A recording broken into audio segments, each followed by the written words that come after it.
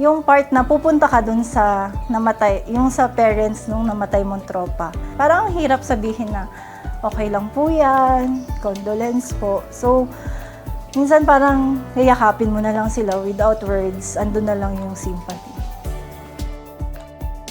I'm First Lieutenant Kelly Joy Colansong Vitinho, Corps of Engineer, Philippine Army, assigned at 502nd Combat Engineer Battalion of Combat Engineer Regiment, Philippine Army. Dahil siguro taga-Baguio ako, lagi kami nanonood sa Panagbenya, yung silent drill ng PMA. So parang nagkaroon ng idea sila, Papa, what if papasok ako doon, ganyan. Actually, pagka-graduate ko ng high school, parang college na yun siya. Pinag-try ako ng tatay ko na mag-exam. Sabi ko, sige, mag-exam ako. Pero hindi ako nakapasa nun. Kasi parang hindi rin ako seryoso nung exam.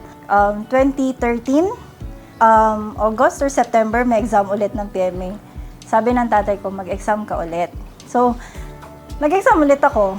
Siya nga yung nagbigay, talaga inabutan niya akong pera, pamasahe, pangkain ko for the exam. So, exam ako ganyan. So, medyo, pumasa naman ako until tuloy-tuloy na siya. December, nag-medical kami. And then, last week ng March, yun, sinabihan na kami na mag-report sa Viluna. And then April 1, reception day na sa PMA. And then 2018, yun, graduate na ako. Sa personnel, and meron din kasi kaming CMO, Civil Military Operations. So, din siya, part din siya ng trabaho. Actually, dual kasi kami minsan. So, dalawa yung naging work ko sa personnel and sa CMO.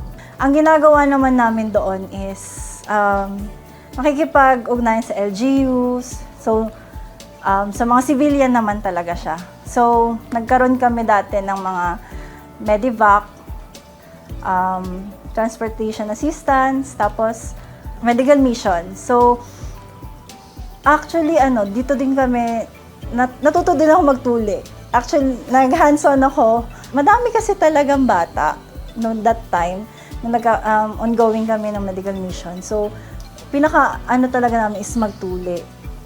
So, yung mga younger kids, yan. Tapos, meron pa kami experience, 35 years old. 35 years old, nagpatuli pa siya. Tapos, yung pinaka-oldest naman na natuli ko na is, I think, 18 years old. Yan.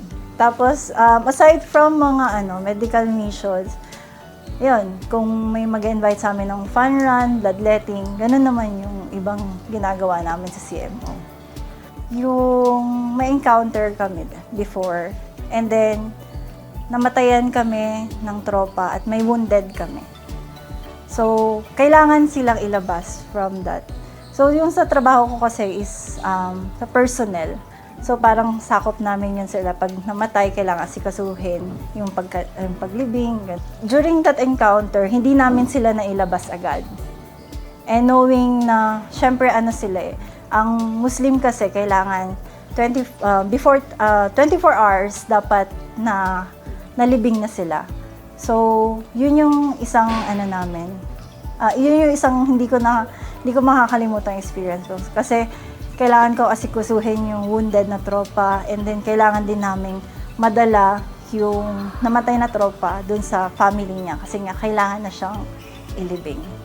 Yung part na pupunta ka dun sa namatay, yung sa parents nung namatay mong tropa.